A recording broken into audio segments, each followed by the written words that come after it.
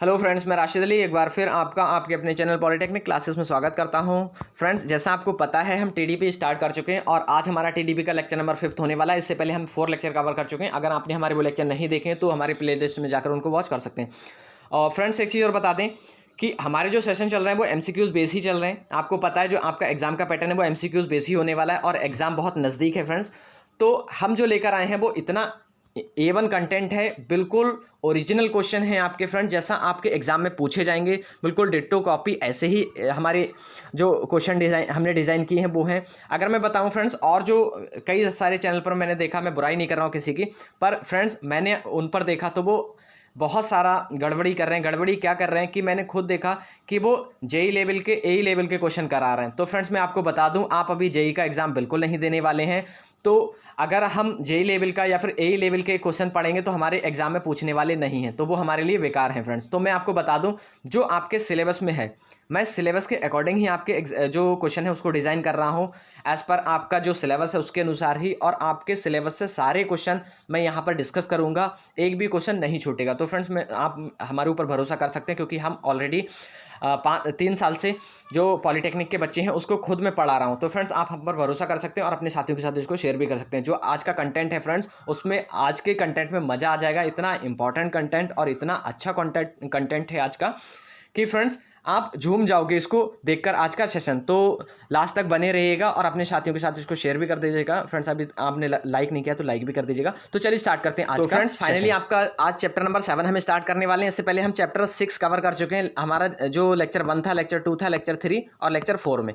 तो आपको पता है सारे के सारे एमसीक्यूज बेस ही क्वेश्चन है। बहुत सारे मेरे फ्रेंड्स के स्टूडेंट्स के मेरे पास कमेंट्स आ रहे थे कि सर आप थ्योरी भी बता दीजिएगा, थ्योरी को भी स्टार्ट कर दीजिएगा।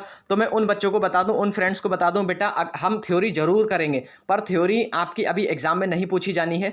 तो मैं इतना जरूर कर रहा हूं, पहले मैं क्या कर रहा हूं फ्रेंड्स, आपकी जो थ्योरी है उसका एनालिसिस कर लूंगा। उसके बाद जो उस पर एमसीक्यूज बनेंगे उसको हम डिटेल में यहां पर डिस्कस करेंगे और कम समय में आपको ज्यादा आउटपुट मिलेगा। इसी को कहेंगे गागर में सागर। फ्रेंड्स मैं आपको इतना बता दूंगा कि एक भी क्वेश्चन नहीं छूटेगा। अगर आप मेरे साथ टीडीपी पढ़ रहे हैं तो मैं इस बात की गारंटी लेता हूं कि आप बिल्कुल भी नहीं छोड़ कर आएंगे। एक भी क्वेश्चन, सारे क्वेश्चन आप कर ले जाओगे फ्रेंड्स। तो मैं आपको बता दूं कि आज का जो सेशन है बहुत इंपॉर्टेंट होने वाला है, क्योंकि हम चैप्टर नंबर 7 जो हमारा केबल प्रदोष है या केबल फॉल्ट है और उसकी टेस्टिंग को देखेंगे कि कैसे हमारा केबल में फॉल्ट आएगा और कैसे उसकी टेस्टिंग करेंगे। तो मैं आपको बता दूं कि इस चैप्टर में मैं क्या कवर करूंगा। तो इसमें मैं पहले थ्योरी बताऊंगा आपको, उसके साथ साथ मैं इसके जितने भी एमसीक्यूज बनने वाले हैं उन सबको डिटेल में चर्चा करूंगा। तो फ्रेंड्स आपका अभी तक फ्रेंड्स हमसे नहीं जुड़ा है तो उसके भी हमारे साथ जोड़िएगा, इसको आप उसके साथ भी शेयर कर लीजिएगा।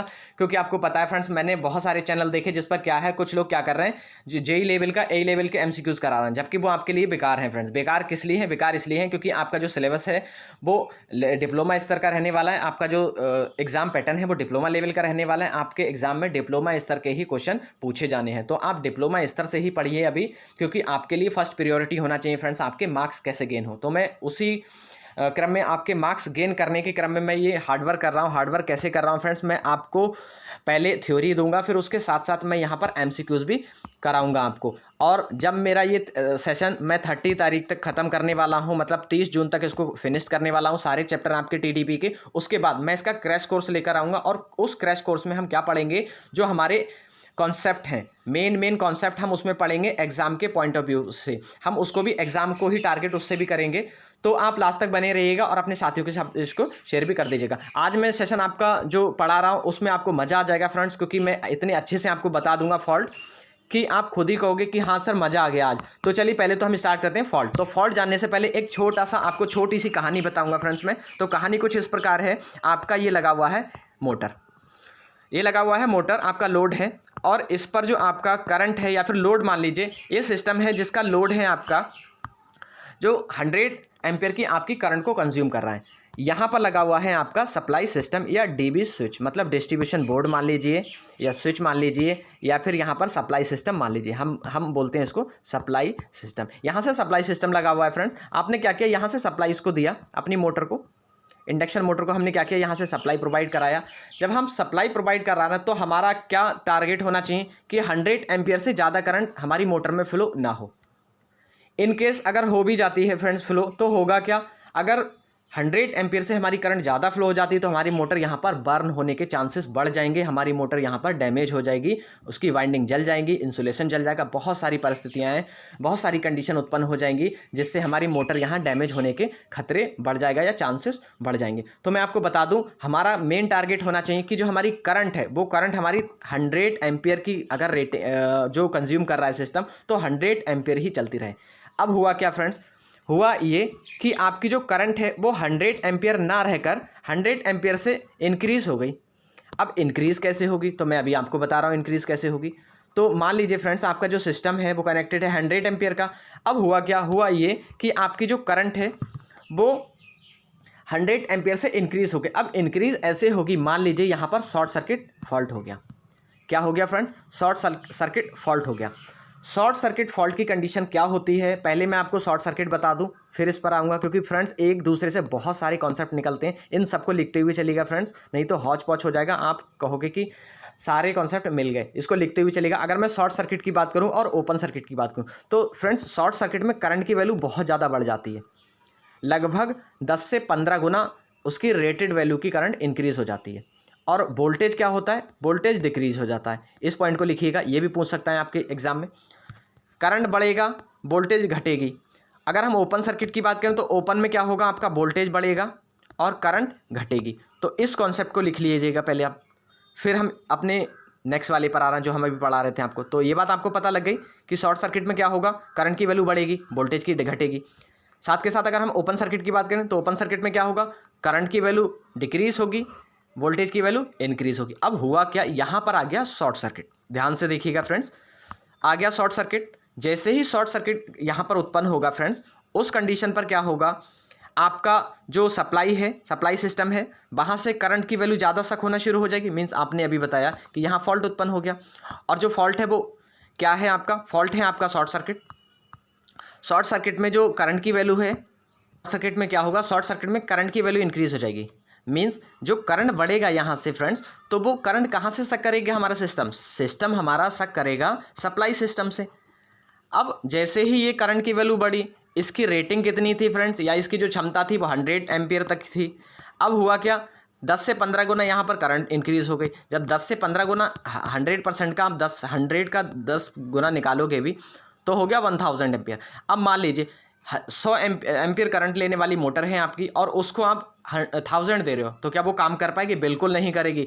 बिल्कुल कैसे नहीं करेगी, उसकी वाइंडिंग वहीं बर्न होना शुरू हो जाएंगी। कैसे होना, क्योंकि हाई अमाउंट में जब करंट फ्लो होगा, तो हाई अमाउंट में करंट फ्लो होगा तो वहाँ पर जो हीट है वो बहुत ज़्यादा जनरेट होना शुरू हो जाएगी। अगर हम इस फॉर्मूले के थ्रू हीट को कैलकुलेट करें, इसी को हम बोलते हैं जूल्स लॉ, ठीक है, ऊष्मा का नियम।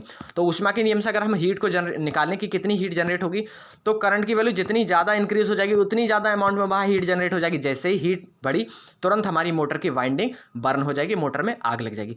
तो उस चीज़ को रिमूव आउट करने के लिए हम क्या करेंगे, प्रोटेक्शन करेंगे। अब देखिएगा यहाँ पर एक चीज़ समझिएगा फ्रेंड्स, आपकी रिक्वायरमेंट थी 100 एम्पियर, पर क्या हुआ, करंट की वैल्यू 100 से ज़्यादा इंक्रीज हो गई, तो क्या हुआ, फॉल्ट हुआ। बिल्कुल फॉल्ट हुआ फ्रेंड्स। और कौन सा फॉल्ट हुआ, इलेक्ट्रिकल फॉल्ट हुआ। तो यही बताने के लिए मैंने आपको ये कहानी सुनाई थी फ्रेंड्स, और इस कहानी में बहुत सारे इंपॉर्टेंट पॉइंट भी थे, उनको लिख लीजिएगा एक बार, फिर इसको स्टार्ट करके देखिएगा फ्रेंड्स। तो यहाँ पर आपको पता लग गया कि जो आपका इलेक्ट्रिकल फॉल्ट है, इलेक्ट्रिकल फॉल्ट का मतलब क्या है, करंट वैल्यू अचानक अधिक हो जाती है, जिससे इलेक्ट्रिकल डिवाइस बर्न होने का खतरा बन जाता है। तो फ्रेंड्स जैसे करंट की वैल्यू इंक्रीज होगी, तुरंत वहाँ पर क्या होगा, जो आपकी करंट है जैसे ही इंक्रीज हुई, तुरंत वहाँ पर हीट जनरेट होगी, तो आपकी मोटर की वाइंडिंग बर्न होने के चांसेस बढ़ जाएंगे। इस कंडीशन को इलेक्ट्रिकल फॉल्ट कहते हैं। तो यही कंडीशन क्या है, जिस कंडीशन में आपकी करंट की वैल्यू उसकी रेटेड वैल्यू से 10 से या 15 गुना बढ़ जाए, या सामान्य करंट से अधिक करंट बढ़ जाए, तो उसको हम बोलेंगे फॉल्टी करंट, और उसी फॉल्ट को बोलेंगे हम इलेक्ट्रिकल फॉल्ट। ठीक है, तो वैद्युत प्रदोष। तो आई थिंक आपको फॉल्ट पता लग गया होगा। अब हम आ रहे हैं फ्रेंड्स, अगर मैं आपको बताऊं, ये वाला जो कॉन्सेप्ट मैं बता रहा हूं ये आपके सिलेबस में नहीं है, पर आपके सिलेबस में क्या है, आपके सिलेबस में है ओपन सर्किट और शॉर्ट सर्किट। तो ओपन सर्किट शॉर्ट सर्किट को हमको पता करने से पहले हमको ये सारी चीज़ें पता होना चाहिए कि ग्राउंड वायर क्या है, फॉल्ट क्या है, कंडक्टर ओपन क्या है, दो कंडक्टर ओपन क्या है। इसलिए ये पढ़ाना बहुत ज़रूरी है, तो इसलिए मैं इसको पढ़ा रहा हूँ। इसको भी नोट डाउन करते हुए चलिएगा, ये बेस है। जब तक ये नहीं क्लियर होगा फ्रेंड्स, तब तक आप शॉर्ट सर्किट और ओपन सर्किट की कंडीशन नहीं जानेंगे, साथ के साथ अर्थ फॉल्ट कैसे हो रहा है उसको भी आप नहीं जान पाएंगे। तो मैं आपको बता दूं electrical fault, types of fault. तो टाइप्स ऑफ फॉल्ट क्या होगा, पहले मैं टाइप्स ऑफ फॉल्ट पर चर्चा करूंगा। तो इलेक्ट्रिकल फॉल्ट कितने प्रकार के होते हैं, दो पार्ट्स में हम उसको कैटेगराइज करते हैं। पहला पार्ट क्या हो गया फ्रेंड्स, पहला पार्ट है उसका शॉर्ट सर्किट फॉल्ट। तो अगर मैं बात करूं शॉर्ट सर्किट फॉल्ट की फ्रेंड्स, यहां पर देखिएगा, अगर मैं बात करूं शॉर्ट सर्किट फॉल्ट की, तो इसमें क्या होगा, वोल्टेज की वैल्यू डिक्रीज, साथ के साथ आपकी फ्रीक्वेंसी डिक्रीज, और आपकी जो करंट है उसकी वैल्यू बहुत ज़्यादा बढ़ जाएगी फ्रेंड्स। तो ओपन सर्किट के केस में अगर हम बात करें, तो ओपन सर्किट में क्या होगा, ओपन सर्किट में आपकी जो वोल्टेज है उसकी वैल्यू बहुत ज़्यादा बढ़ जाएगी। वोल्टेज की वैल्यू बढ़ेगी, साथ के साथ ये एफ लगाइएगा, और फ्रीक्वेंसी भी बहुत ज़्यादा बढ़ जाएगी। वोल्टेज और फ्रीक्वेंसी अधिक हो जाएंगी, आपकी करंट की वैल्यू डिक्रीज हो जाएगी। तो ये बात क्लियर हो गई फ्रेंड्स कि शॉर्ट सर्किट में हमारी क्या बढ़ती है, करंट बढ़ती है, वोल्टेज डिक्रीज हो जाता है और फ्रीक्वेंसी डिक्रीज हो जाती है। ओपन सर्किट की बात करें तो ओपन सर्किट में हमारा करंट डिक्रीज होता है, वोल्टेज एंड फ्रीक्वेंसी इंक्रीज हो जाती है। तो ये दो कॉन्सेप्ट हैं और यही अभी यूज़ करेंगे, हम इन्हीं का ही यूज़ करेंगे। तो इनको यूज़ करने से पहले इनके थोड़े से पार्ट्स को जान लेते हैं फ्रेंड्स। तो पार्ट्स जानने के लिए मैं बात करूँ कि कौन कौन सा आपका पार्ट्स होने वाला है, तो यहाँ से आपका जो सिलेबस है वो स्टार्ट हो रहा है फ्रेंड्स, यहाँ से कौन कौन सा फॉल्ट कितना आता है फ्रेंड्स, ठीक है। तो अगर मैं बात करूं इस वाले की, तो यहाँ पर देख लीजिएगा, जो शॉर्ट सर्किट है उसको दो पार्ट्स में फर्दर डिवाइड करते हैं। पहला पार्ट होता है सिमेट्रिकल फॉल्ट, सेकंड होता है असिमेट्रिकल फॉल्ट। तो सिमेट्रिकल फॉल्ट का मतलब ये है कि तीनों फेज, अगर 3 फेज सप्लाई सिस्टम है हमारा, तो तीनों फेज में साथ के साथ एक साथ हमारी करंट की जो वैल्यू है वो इंक्रीज हो जाए। इलेक्ट्रिकल फॉल्ट का मतलब है करंट की वैल्यू रेटेड वैल्यू से ज़्यादा हो जाना, तो ज़्यादा होगी। तो यहाँ सिमेट्रिकल का मतलब है एक सिमेट्री बने। सिमेट्री कैसे बनेगी कि आपकी जो 3 फेज है, 3 फेज सप्लाई में तीनों फेज में इक्वल करंट हाई अमाउंट में फ्लो होगी, और उनका जो बीच का फेज अंतर होगा या डिस्प्लेसमेंट होगा वो 120 होगा। आपको पता है 3 फेज सिस्टम का जो फेज एंगल होता है वो 120 होता है 120 पर, है ना। तो 120 डिग्री पर हमारी जो करंट, हाई अमाउंट में करंट फ्लो होगी तीनों फेज में, तो हम इस प्रकार के फॉल्ट को बोलते हैं सिमेट्रिकल फॉल्ट। और अगर इसी का जस्ट विपरीत हो जाए कि तीनों फेज में ना उत्पन्न होकर फॉल्ट, किसी 2 फेज में या एक फेज में आपकी करंट की वैल्यू इंक्रीज हो और उसका जो फेज डिस्प्लेसमेंट है वो 120 ना होकर कुछ कम या बढ़ जाए, है ना, तो इस प्रकार के फॉल्ट को असिमेट्रिकल बोलेंगे, ठीक है।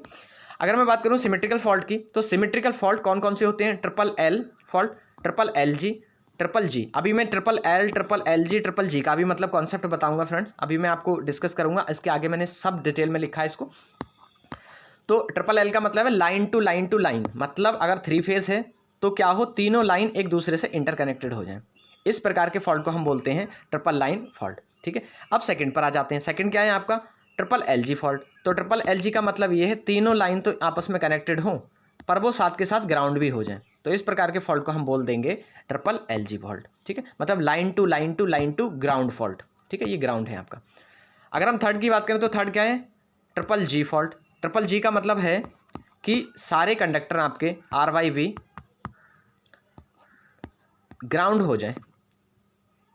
इस प्रकार से अगर ग्राउंड होंगी फ्रेंड्स, एक सेकंड में इसको रफ कर रहा हूँ, ये ग्राउंड हो गया, ये भी ग्राउंड हो गया, ये भी ग्राउंड होगा, तो अगर इस प्रकार का आपका कोई भी फॉल्ट उत्पन्न होगा तो आप इसको बोल दोगे फ्रेंड्स आपका ट्रिपल जी फॉल्ट होगा। तो ये बात तो आपको पता लगी। अब मैं आपको बता दूं कि ये कितना परसेंट, पावर सिस्टम में अगर मैं बात करूं तो 5 से 10% आपका ये वाला फॉल्ट अकर्स होगा, ठीक है। 5 से 10% आपका जो ट्रिपल एल या फिर 3 सिमेट्रिकल फॉल्ट जो है वो उत्पन्न होता है। मिनिमम आपका जो मैक्सिमम है, मैक्सिमम से मैक्सिमम 10 से जाता है, 10 से अधिक नहीं जाता है फ्रेंड्स। वैसे नॉर्मली आपका 5% ही उत्पन्न होता है, लेकिन 5 से 10 हम रेंज लेकर चलते हैं, ठीक है। तो 5 to 10 आपका हो जाएगा ये वाला। असिमेट्रिकल की बात करें तो असिमेट्रिकल क्या हो गया, असिमेट्रिकल अगर हम सिमेट्रिकल की बात करें तो ये 3 फेज फॉल्ट होता है, तीनों फेज में आ रहा है फ्रेंड्स। अभी आप देख चुके हैं तीनों फेज में एक साथ आ रहा है, तो 3 फेज फॉल्ट हो गया। बात करें असिमेट्रिकल की, तो असिमेट्रिकल में ये होगा कि 1 या 2 फेज में आएगा, तीनों फेज में नहीं आएगा। तो इस प्रकार से हम इसको सिंगल फेज और डबल फेज भी इसको कह सकते हैं। तो अब डबल फेज सिंगल फेज क्या हो सकता है, अगर हम बात करें L G, double L G, तो सिमेट्रिकल फॉल्ट में 3 प्रकार के फॉल्ट आते हैं, पहला एल जी, दूसरा डबल एल, तीसरा डबल एल जी। तो मैं बात करूं पावर सिस्टम में सबसे ज़्यादा कौन सा आता है, तो सबसे ज़्यादा आपका पूछा जाता है L G fault, line to ground fault. तो इसमें क्या होगा, फर्स्ट वाले में ये होगा, मान लीजिए आपके ये 3 कंडक्टर हैं, तो कोई एक कंडक्टर क्या हो, अर्थ हो जाए, ग्राउंड हो जाए, तो इस प्रकार के हम फॉल्ट को बोलेंगे line to ground fault, line से ग्राउंड मतलब LG फॉल्ट, ठीक है, लाइन टू ग्राउंड फॉल्ट। तो इस प्रकार के फॉल्ट को हम कहेंगे LG फॉल्ट, और ये 70% आपके पावर सिस्टम में अकर्स होता है सबसे ज़्यादा, ठीक है। सेकंड पर आ जाइए, नेक्स्ट है आपका डबल LG फॉल्ट। अगर मैं डबल LG की बात करूँ, ठीक है, अगर मैं डबल LG की बात करूँ तो यहाँ पर इसका जो है वो 10% होता है, इसका 5% नहीं होगा, 15 नहीं होगा, यहाँ पर 10% में कौन सा उत्पन्न होगा, डबल L। इसको लिखिएगा, ये गलत लिख गया है मुझसे धोखे से फ्रेंड्स। और डबल LG की बात करें तो यहाँ पर 15% ये उत्पन्न होता है। तो सेकंड नंबर पर आपका डबल LG फॉल्ट आता है, मतलब लाइन टू ग्राउंड, 2 लाइन आपस में इंटरकनेक्टेड हो जाए, उसके बाद वो ग्राउंड हो जाए, मतलब ये दोनों 3 फेज सिस्टम है, उसकी ये लाइन पहले शॉर्ट हो जाए, फिर उसके बाद क्या हो, ये आपका 3 फेज सिस्टम है, ये लाइन और ये लाइन आपस में इंटरकनेक्टेड हो जाए, और उसके बाद ये क्या हो जाए, ये ग्राउंड हो जाए। तो इस प्रकार के फॉल्ट को हम बोलेंगे डबल LG फॉल्ट, ठीक है। तो ये आपका कितना प्रतिशत उत्पन्न होता है, ये आपका उत्पन्न होता है 15%। अब बचा आपका लाइन टू लाइन फॉल्ट। तो लाइन टू लाइन फॉल्ट ये होगा कि दो आपकी जो लाइन चल रही है वो आपस में इंटरकनेक्टेड ऐसे हो जाए, या ये दोनों इंटरकनेक्टेड हो जाए, या फिर ये दोनों इंटरकनेक्टेड हो जाए, है ना। तो इस प्रकार के फॉल्ट को हम कहेंगे फ्रेंड्स डबल L या लाइन टू लाइन फॉल्ट, और ये 10% उत्पन्न होता है, ठीक है। ये इसका है और ये इसका था, ठीक है। तो नेक्स्ट पर आ जाइए, नेक्स्ट क्या है आपका ओपन सर्किट। ओपन सर्किट में क्या होगा, एक conductor open, 2 conductor open, 3 conductor open. 3 conductor का मतलब क्या, अगर 3 फेज की बात करूं तो मान लीजिए अगर कोई एक कंडक्टर ओपन हुआ है तो इसको सिंगल एक कंडक्टर फॉल्ट बोलेंगे, ओपन सर्किट बोलेंगे। ओपन हो गया मतलब अगर 2 कंडक्टर ओपन हो गए, किसी भी कारण से टूट गए या ब्रेक हो गए, तो इसको बोलेंगे हम 2 कंडक्टर ओपन। 3 कंडक्टर ओपन हो जाएंगे तो हम यहाँ बोलेंगे 3 कंडक्टर ओपन, ठीक है। तो ये इस प्रकार का फॉल्ट हमारा होता है, बोला जाता है open circuit fault. Next question पर आ जाइए, इसी का नेक्स्ट कॉन्सेप्ट हम बता रहे हैं। तो अगर मैं बात करूं जो सिमेट्रिकल फॉल्ट है उसको जानने के लिए, या फिर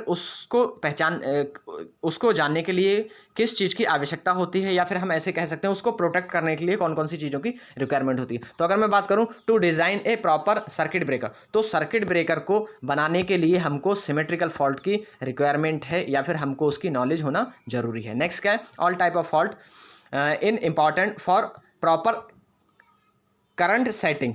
करंट यहाँ पर लिखिएगा proper current setting, current setting of relay. तो जितने भी आपके फॉल्ट हैं, सारे फॉल्ट को जानने का तात्पर्य ये था या पर्पस ये होता है कि हम क्या करें, प्रॉपर हमारी जो करंट सेटिंग है रिले की उसको हम बना सकें।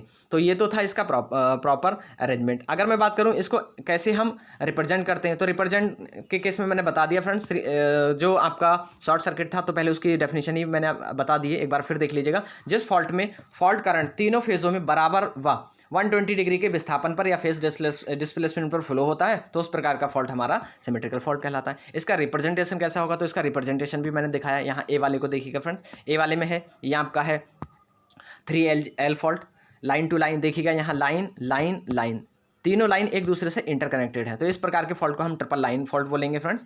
और ये सबसे खतरनाक फॉल्ट होता है फ्रेंड्स, इसमें आग लग जाती है, बहुत ज़्यादा इसमें इंजर्ड होते हैं, या फिर बहुत ज़्यादा यहाँ पर नुकसान होता है। जो भी डिवाइसेस हैं वो यहाँ पर बहुत हाई अमाउंट में यहाँ पर करंट जनरेट होती है, आग जलती है। तो इस प्रकार से ये सबसे खतरनाक फॉल्ट हमारा यही है, ट्रिपल L फॉल्ट, ठीक है। तीनों लाइन क्या होती हैं, इंटरकनेक्टेड हो जाती हैं, शॉर्ट सर्किट हो जाती हैं।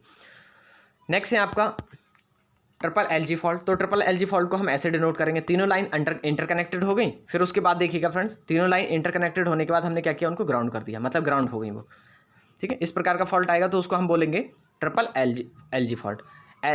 ट्रिपल G फॉल्ट की बात करें तो ट्रिपल G में देखिएगा सारे जो आपकी लाइन्स है वो क्या हो गई हैं, आपकी ग्राउंड हो गई। तो इस प्रकार के फॉल्ट को हम बोलेंगे ट्रिपल G फॉल्ट। ये रिप्रेजेंटेशन है। अगर हम बात करें असिमेट्रिकल फॉल्ट की, असिमेट्रिकल फॉल्ट का रिप्रेजेंटेशन क्या होगा, तो इसका रिप्रेजेंटेशन के लिए पहले हमको इसकी डेफिनेशन पता होना चाहिए।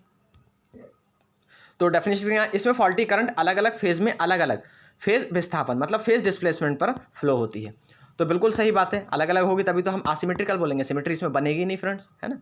तो इस प्रकार से फॉल्ट होगा तो उस फॉल्ट को हम कहेंगे असिमेट्रिकल फॉल्ट। अब इसका जो रिप्रेजेंटेशन है, तो पहला रिप्रेजेंटेशन है LG फॉल्ट। LG फॉल्ट क्या है आपका, line to ground fault. Line to ground fault क्या होगा, कोई एक लाइन आपकी ग्राउंड से कनेक्टेड हो जाए, सबसे ज़्यादा ये उत्पन्न होता है, ठीक है। तो इस प्रकार के फॉल्ट को हम एलजी फॉल्ट बोलेंगे। अब यहाँ पर क्या क्या होगा इसमें देख लीजिएगा। ये फॉल्ट पावर सिस्टम में सबसे अधिक उत्पन्न होता है, अप्रॉक्स 70%, ठीक है। ये 70% उत्पन्न होगा, अकर्स होगा। नेक्स्ट पर आ जाइए। नेक्स्ट क्या है आपका डबल एलजी फॉल्ट। तो अगर मैं डबल एलजी फॉल्ट की बात करूँ तो डबल एलजी फॉल्ट यहाँ ये 15% लिखिएगा फ्रेंड्स।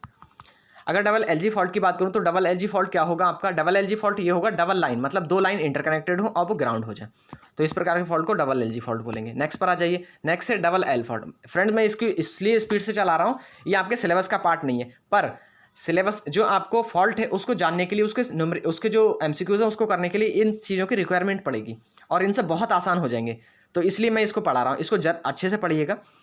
तो डबल एल फॉल्ट होगा। डबल एल फॉल्ट कितना परसेंट आपका अकर्स होता है, लगभग 10%, तो 10% अकर्स होगा। और इसी में मैंने उसको डिस्कस किया है आपके, ये आपका पार्ट बस खत्म हो गया, या जो आपका नहीं था सिलेबस में, बस इसके बाद आपका सिलेबस का ही शुरू, वैसे स्टार्टिंग में आपका सिलेबस का ही शुरू हुआ है, पर ये जो फॉल्ट की रिप्रेजेंटेशन है ये नहीं है आपके सिलेबस में, तो इसका जानना जरूरी है। आपको जानना इसलिए ज़रूरी है कि एक राइट अप्रोच तो होना चाहिए कि कहाँ से कहाँ कनेक्टेड हो रहे हैं वायर्स। जैसे यहाँ पर वायर कनेक्टेड हो रहा है, अगर हमको नहीं पता होगा लाइन टू लाइन हो रहा है तो कैसे हम बता पाएंगे, तो इसलिए हमको ये मजबूरी है पढ़ना फ्रेंड्स, इसलिए मैंने ये आपको पढ़ाया। और ये कितने प्रतिशत होता है, 10% double LG fault line to line, ठीक है। अब इसकी कहानी तो खत्म हो गई, यहाँ से आपकी अच्छी वाली कहानी शुरू हो रही है। अब देखिएगा, खुद आप करेक्ट करोगे, खुद ही आप कहोगे कि हाँ मेरे सारे कॉन्सेप्ट क्लियर है। सबसे पहला कॉन्सेप्ट है कि आप कैसे उसको पहचानोगे, डिटेक्शन ऑफ फॉल्ट। तो डिटेक्शन ऑफ फॉल्ट, अब देखिएगा अगर मैं डायरेक्टली यहाँ से करा देता फ्रेंड्स आपको कि अर्थ फॉल्ट क्या होता है, तो आप कैसे जान पाते। अब आपको अगर मैंने बता दिया तो आपके माइंड में एक प्रॉपर अप्रोच बन गई है कि अगर ये अर्थ से कनेक्टेड होगा तो हम इसको ग्राउंड फॉल्ट बोलेंगे या अर्थ फॉल्ट बोलते हैं, है ना, या इसको हम लाइन टू ग्राउंड फॉल्ट भी कह सकते हैं फ्रेंड्स, जो अभी मैंने आपको बताया है ना। तो इसलिए मुझको वो पढ़ाना जरूरी था फ्रेंड्स। तो मैं सारा आपको डिस्कस करूँगा, एक एक पॉइंट मैं आपसे डिस्कस करूँगा, कुछ भी नहीं छूटेगा आपका बिल्कुल भी एग्जाम में, ठीक है। तो क्वेश्चन नंबर आपका जो डेफिनेशन है, या फिर हम बात करें कि हम कैसे उसको जानेंगे कि हमारा जो फॉल्ट है वो अर्थ फॉल्ट हुआ। तो डिटेक्शन ऑफ फॉल्ट, तो फॉल्ट की कैसे पहचान करेंगे, तो पहला हम पहचान करना है किसका, अर्थ फॉल्ट को पहचानना। तो अर्थ फॉल्ट को हम कैसे पहचानेंगे, पहली चीज़ तो ये है हमारा मेगर क्या करता है, जो हमारा हाई अमाउंट का प्रतिरोध होता है उसको मेज़र कर सकते हैं हम इससे, लो से हाई तक के जो आपका प्रतिरोध है उसको हम मेज़र कर सकते हैं with the help of megger, ठीक है। तो ये तो एक डिवाइस है मेगर, ठीक है, और इसको हम हैंड ऑपरेट कराते हैं, मैनुअली ऑपरेट कराते हैं इसको, ठीक है। अब देखिएगा कैसे हम पहचानेंगे, तो हम मान लीजिए हमारा ये कंडक्टर है, ये हमारी केबल है, ये इसका फॉरेन टर्मिनल है या फिर अतिरिक्त सिरा है, अन्य सिरा है, और ये वाला हमारा टेस्टिंग टर्मिनल है, ठीक है। अब मान लीजिए हमारे यहाँ पर आ गया फॉल्ट, किसी भी कारण से हमारी जो केबल है वो अर्थ हो गई, और हमको पहचानना है कि कैसे अर्थ हुई। तो हम क्या करेंगे फ्रेंड्स, हम अपना मेगर को कनेक्ट करेंगे उसके टेस्टिंग टर्मिनल पर, और मेगर का जो अर्थिंग टर्मिनल होगा उसको ग्राउंड पर हम क्या करेंगे, उसको कनेक्ट करेंगे। अब अगर मैं बात करूं अर्थ की, तो अर्थ के केस में क्या होता है फ्रेंड्स, इसको लिखते हुए चलेगा। अगर मैं अर्थ की बात करूं तो अर्थ का जो रेजिस्टेंस होता है वो 0 होता है। अर्थ का जो रेजिस्टेंस है वो 0 है फ्रेंड्स, ठीक है। तो अब देखिएगा, अब मेगर क्या करेगा, आपने मेगर को कनेक्ट किया, एक टर्मिनल उसका अर्थ से, एक उसका जो आपका टेस्टिंग टर्मिनल था उससे। अब ये कितना उसको पाठ्यांक इसमें दिखाएगा, तो पाठ्यांक आपका अगर 0 आ रहा है, हम क्या करेंगे फिर, पहले तो हम कनेक्ट कर देंगे फ्रेंड्स दोनों टर्मिनल को, उसके बाद हम क्या करेंगे, इसको हैंड ऑपरेटेड करते हैं, हाथ से हम इसकी जो हैंडल है उसको चलाते हैं। जब हम चलाते हैं तो यहाँ पर क्या होता है, यहाँ पर जो अगर फॉल्ट है तो उस कंडीशन में क्या होगा, जो मेगर की नॉब है वो 0 पर डिफ्लेक्ट हो जाएगी, ठीक है, 0 पाठ्यांक उसको शो करेगी, और जब 0 पाठ्यांक शो करेगी तो आपका कहीं ना कहीं शॉर्ट सर्किट फॉल्ट हुआ है, अर्थ फॉल्ट हो गया है, इसकी आपको जानकारी मिल जाएगी। और अगर ऐसा नहीं होता है फ्रेंड्स, तो आपका किसी भी प्रकार का अर्थ फॉल्ट नहीं आया है। तो मैं इसके कुछ पॉइंट्स हैं उसको ज़रा डिस्कस करते हैं। तो पहला पॉइंट क्या है, अर्थ का जो रेजिस्टेंस है वो कितना होता है, 0 फ्रेंड्स, 0 होता है। तो नेक्स्ट है आपका फॉल्ट आता है तो मेगर को जो आपका मेगर है उसका का है ये, ठीक है, मेगर का हैंडल घुमाते हैं फ्रेंड्स, जिससे उसका पॉइंटर 0 पर शिफ्ट हो जाता है, या 0 जो आपका पाठ्यांक है वो प्रोवाइड करा देता है, वो दर्शाता है, ठीक है। इस प्रकार से हमको पता लगता है कि अर्थ फॉल्ट हो गया है। और यदि पाठ्यांक फॉल्ट नहीं होता है तो पॉइंटर इनफाइनाइट पाठ्यांक को ही प्रदर्शित करता है, क्योंकि आपको पता है कि अगर हम फॉल्ट ओपन सर्किट की बात करें तो ओपन सर्किट के केस में किसी भी प्रकार का पाठ्यांक मतलब जो आपका रेजिस्टेंस है वो नहीं शो होता है, अनंत आपका या इनफाइनाइट रेजिस्टेंस शो करता है। तो आपका प्रतिरोध जो है वो शून्य होगा अगर आपका फॉल्ट उत्पन्न नहीं हुआ है। किस केस में? वो अर्थ वाले केस में। फ्रेंड्स इसको लिखते हुए चलिएगा, क्योंकि अभी जो आपके नेक्स्ट है तो वो जस्ट इसका अपोजिट होगा, होने वाला है, उल्टा होने वाला है। तो अगर हम बात करें सेकंड वाले की, सेकंड केस क्या होगा आपका? सेकंड है शॉर्ट सर्किट फॉल्ट को पहचानना। तो शॉर्ट सर्किट फॉल्ट को कैसे पहचानेंगे? मान लीजिए दो वायर्स, दो केबल है हमारी, केबल 1 केबल 2। अब यहाँ पर क्या हुआ, ये शॉर्ट हो गई एक दूसरे से, ये फॉल्ट यहाँ वाला टर्मिनल या फिर यहाँ वाला वायर्स किसी भी कारणवश या किसी भी तरह से ये दोनों एक दूसरे से इंटरकनेक्टेड हो जाए, ठीक है, तो ये फॉल्टी पॉइंट हो गए। इस केस में क्या होगा, जब शॉर्ट सर्किट की कंडीशन आती है तो शॉर्ट सर्किट में होगा क्या फ्रेंड्स, आपका जो रेजिस्टेंस है, प्रतिरोध है, वो इनफाइनाइट शो करेगा। तो अगर शॉर्ट सर्किट की कंडीशन होगी तो वहाँ पर क्या होगा, आपका प्रतिरोध कनेक्ट जो है वो आपका अनंत होगा। तो आपका इस वाली कंडीशन में, शॉर्ट सर्किट की कंडीशन में आपका जो फॉल्टी कंडीशन होगी या फिर आपका जो रेजिस्टेंस होगा वो होगा इनफाइनाइट। और अगर हम नॉर्मल कंडीशन की बात करें तो इस केस में नॉर्मल कंडीशन, अगर हम इस वाले शॉर्ट सर्किट की बात करें तो शॉर्ट सर्किट के केस में नॉर्मल कंडीशन में आपकी जो प्रतिरोध होगा वो शून्य होगा, 0, ठीक है फ्रेंड्स। अगर बात करें हम इस वाले सर्किट को टेस्ट करने के लिए या इस फॉल्ट को टेस्ट करने के लिए, हमारे जो फार एंड सिरे होते हैं, फार एंड सिरे जो होते हैं या टर्मिनल जो होते हैं, अतिरिक्त जो टर्मिनल होते हैं तो वो ओपन रहते हैं, ठीक। अभी देखेंगे किस में क्लोज रहेंगे। तो नेक्स्ट पर आ जाइए, क्वेश्चन नंबर आपका जो आपका कंसेप्ट है वो थर्ड वाला देखिएगा, open circuit fault. Open circuit fault की कंडीशन क्या होगी? ओपन सर्किट फॉल्ट की कंडीशन ये होगी कि मान लीजिए ये आपकी कोई केबल जा रही है और ये कट जाए यहाँ से, मतलब ब्रेक हो जाए, तो हम कैसे पहचानेंगे? तो हमको एक केबल की और रिक्वायरमेंट होती है। अगर ओपन सर्किट की बात करें तो यहाँ पर 2 केबल की रिक्वायरमेंट है। अब एक केबल हम और लेकर आएंगे, क्या करेंगे, दोनों के जो एंड सिरे हैं उसको कर देंगे शॉर्ट। अब फ्रेंड जब मैं शॉर्ट करूँगा तो करंट क्या करती, करंट पाथ फॉलो करती। अगर मैंने इसको शॉर्ट कर दिया तो यहाँ से करंट आकर यहाँ वापस नहीं आएगी, बिल्कुल वापस आएगी। अब बीच में क्या होगा, ब्रेक हो गया। तो इस प्रकार से क्या होगा, करंट यहाँ पर नहीं शो होगा इस वाले रीजन पर, यहाँ से जो गया आपका और ये कनेक्टेड हैं आपके, तो वापस आपका नहीं आएगा। जैसे यहाँ पर देख लीजिएगा, मैं यहाँ पर इसी को शो कर रहा हूँ, यहाँ से अगर यहाँ पर ओपन है, ये टूटा हुआ है, तो इस प्रकार आपका जो रिवर्स पाथ है वो कंप्लीट नहीं होगा। तो इस प्रकार से आपको पता लगेगा कि यहाँ पर आपका जो फॉल्ट है वो उत्पन्न नहीं हुआ है। और मान लीजिए अगर यहाँ पर ये कनेक्टेड है तो क्या होगा, यहाँ से आपकी करंट सर्कुलेट हो जाएगी, है ना। तो इस कंडीशन में क्या करेंगे, अगर हमारा ओपन सर्किट का फॉल्ट हमको टेस्ट करना होगा तो उस केसेस में हमको 2 केबल की रिक्वायरमेंट होगी।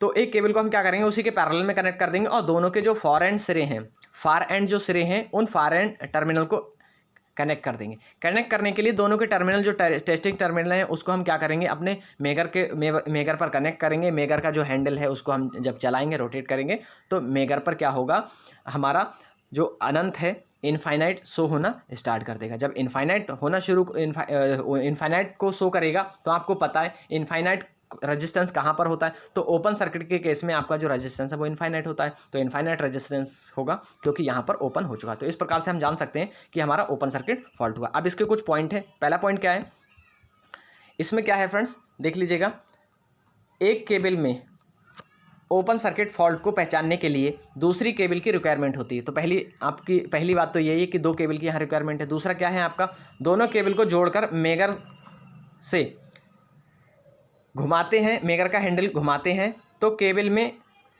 अगर ओपन सर्किट फॉल्ट की कंडीशन है तो उस समय जो मेगर है वो इनफाइनाइट या अनंत को प्रदर्शित करेगा। मतलब अनंत को यहाँ पर लिख लीजिएगा, अनंत पाठ्यांक शो करेगा, ठीक है। और अगर ओपन सर्किट है, मतलब अगर किसी प्रकार की कंडीशन, अगर आपका फॉल्ट नहीं उत्पन्न होगा, ये तो तब कंडीशन आएगी जब आपका जो फॉल्ट है वो उत्पन्न हुआ है, तब आपका अनंत आएगा। और अगर फॉल्ट नहीं उत्पन्न हुआ है तो 0 प्रदर्शित करेगा फ्रेंड्स मेकर, ठीक है। तो यहाँ पर एक चीज़ और लिख दी गई है, मैंने नोट कर लीजिएगा, ओपन सर्किट रेजिस्टेंस इनफाइनाइट होता है, ठीक है। नेक्स्ट पर अब एमसीक्यूज पर आते हैं फ्रेंड्स।